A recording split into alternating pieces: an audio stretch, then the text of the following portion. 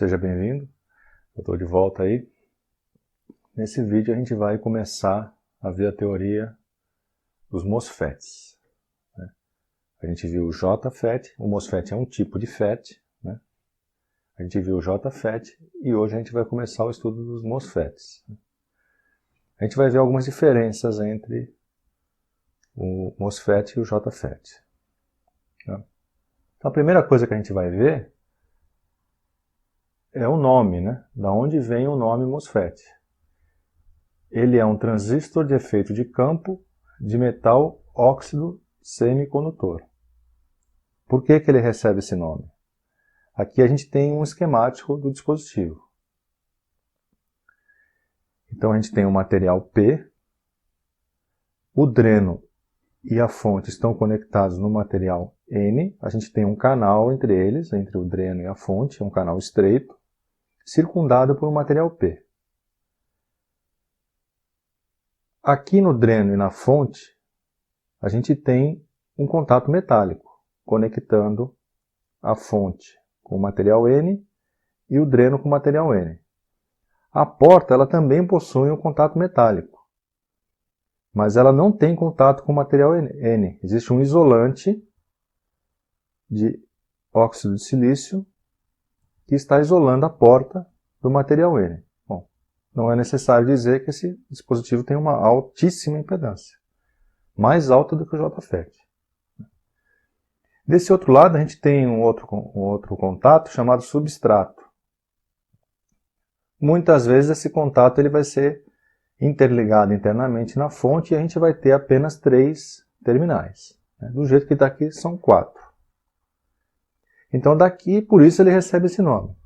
É um transistor de efeito de campo metal óxido semicondutor. Metal por causa dos contatos, óxido por causa do isolante e o semicondutor é o P e o N.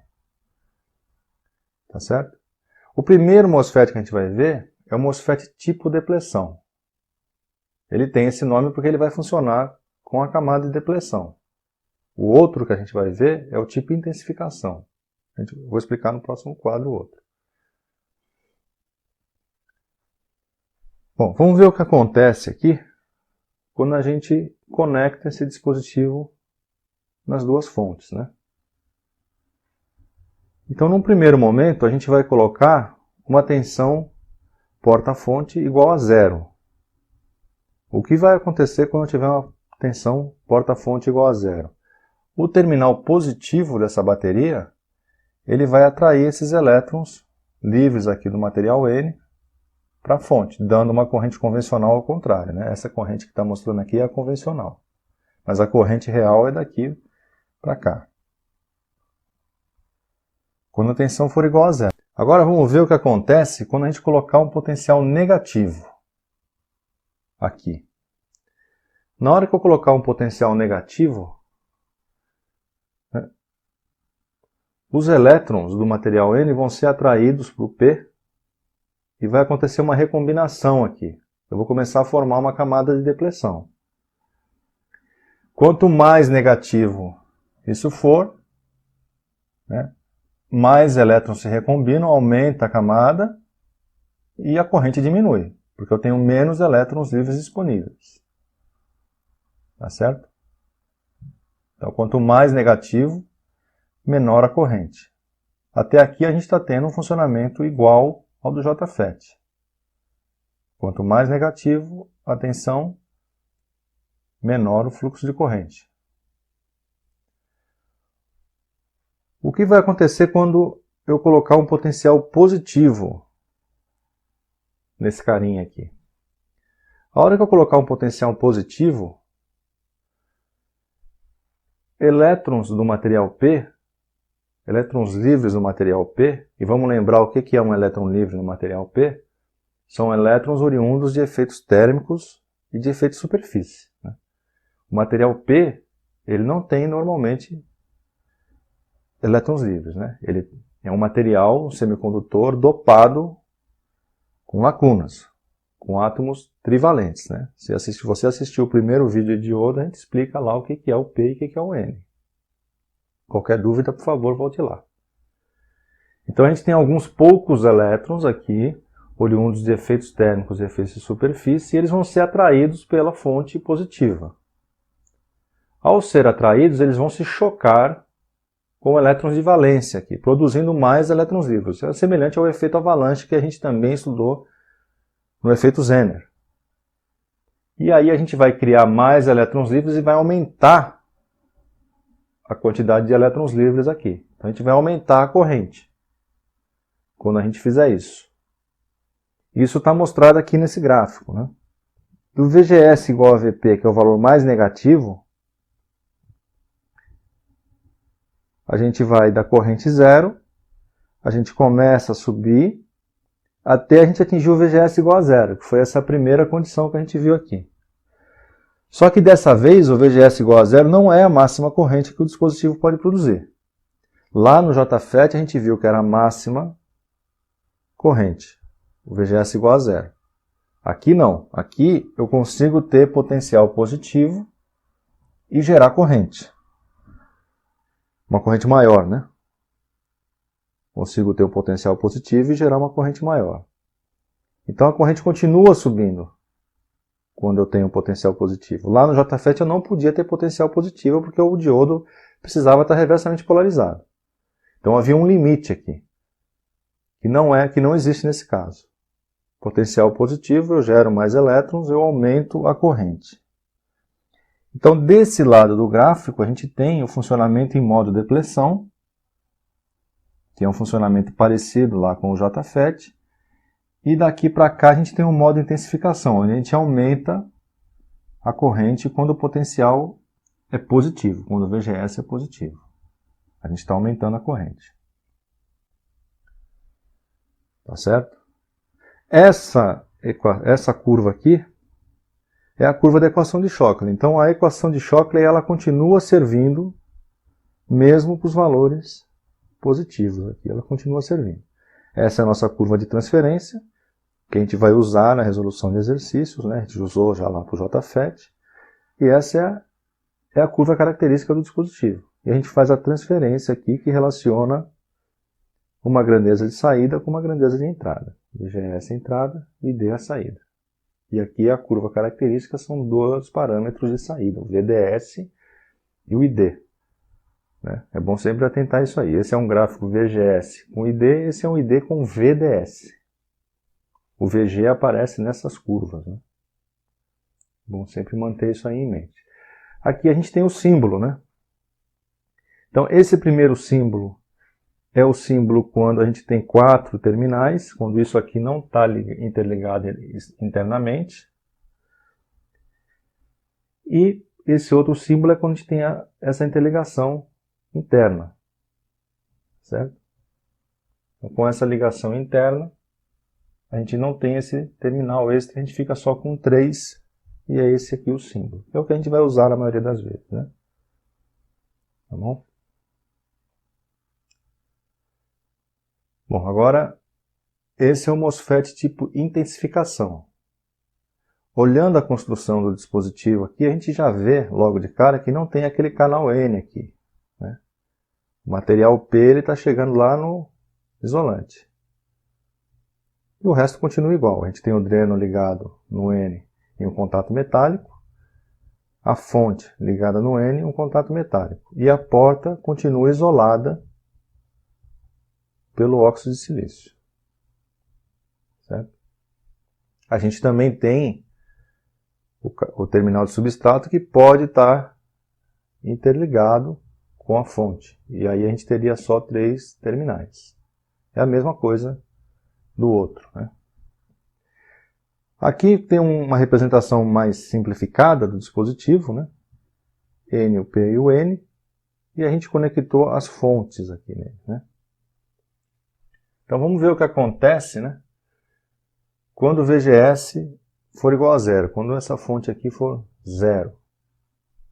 Quando essa fonte é zero, a gente tenta passar elétrons da fonte para o dreno, mas a gente é impedido pelo material P. Aqui tem alguns poucos elétrons, né? Oriundos de efeitos térmicos e efeitos de superfície. E a corrente aqui é praticamente zero. É uma corrente muito pequena, a gente vai considerar como zero.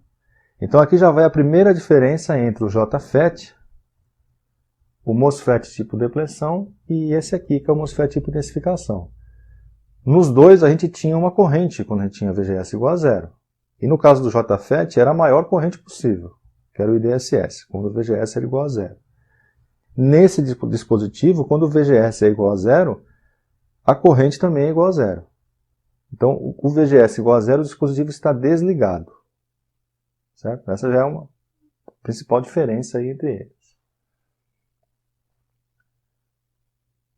Agora, quando a gente coloca a tensão positiva aqui, quando a porta é suficientemente positiva, as lacunas próximas aqui, essas lacunas próximas ao óxido de silício, elas vão começar a ser preenchidas por elétrons. Essa bateria, esse positivo vai começar a ficar cada vez maior, eu estou aumentando a tensão VGS. Esse aumento de tensão vai atrair elétrons para essa superfície próxima ao óxido. E a gente vai ter a criação de uma pequena camada aqui. Os elétrons vão circular através dessa camada. Então, a tensão, o valor de tensão no qual eu consigo formar essa camada e ter condução, recebe o nome de tensão limiar.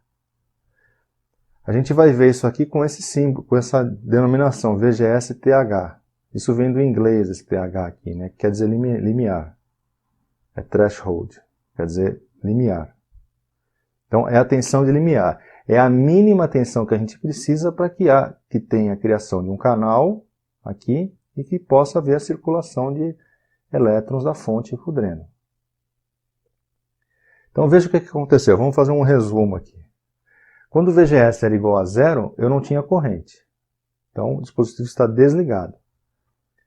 Existe uma tensão positiva mínima, a partir do qual o dispositivo ele é ligado. Qual é a grande aplicação, então, desse dispositivo? Circuitos digitais, né? Quando eu quero ligado e desligado. Tensão zero, desligado. Tensão positiva acima de um determinado limite, circulação de corrente, dispositivo ligado. O seu computador aí está cheio disso aqui. Está cheio desse MOSFET aí. Certo? Bom, dessa vez, a equação de choque não é mais válida, né? A gente não tem corrente no VGS igual a zero. Então a nossa curva de transferência ela vai ficar desse jeito aqui. Ó. Aqui eu coloquei um exemplo com essa tensão de limiar igual a 2 volts, né? Só um exemplo. Então, supondo uma tensão de limiar de 2 volts, é esse ponto aqui. A gente só vai ter circulação de corrente a partir do momento em que a tensão atingir 2 volts. Quando a tensão atingir 2 volts, a gente tem a criação de um canal aqui, por onde a corrente pode circular. Abaixo de 2 volts, a gente não tem esse canal e a corrente é zero. É o que está mostrando o gráfico aqui. Abaixo de 2 volts, a corrente é zero. Acima de 2 volts, a gente começa a ter a circulação de corrente. Né? Então, essa é a curva de transferência e aqui é a curva característica do dispositivo. VGS igual a tensão de limiar, o ID é igual a zero. Conforme a gente vai aumentando o VGS, a gente vai aumentando aqui a corrente. E essa equação, essa curva, na verdade, ela é a curva dessa equação aqui. ID igual a K VGS menos VGS TH ao quadrado. Esse K, ele é um fator que ele é o ID quando o dispositivo está ligado, o VGS dele ligado, menos o VGS TH. O que é o ID ligado e o VGS ligado? Vamos supor que a minha tensão o meu VGS seja 5 volts. Né? Não confunda o VGS ligado com o VGS de limiar. Né? O VGS limiar, nesse meu exemplo aqui, é 2 volts. Se eu colocar um VGS de 5, eu estou acima do limiar, então eu tenho a corrente, e essa é o meu VGS ligado.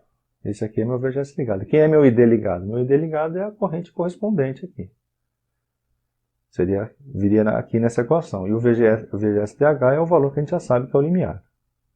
Calcula o K, e aí você tem essa equação aí.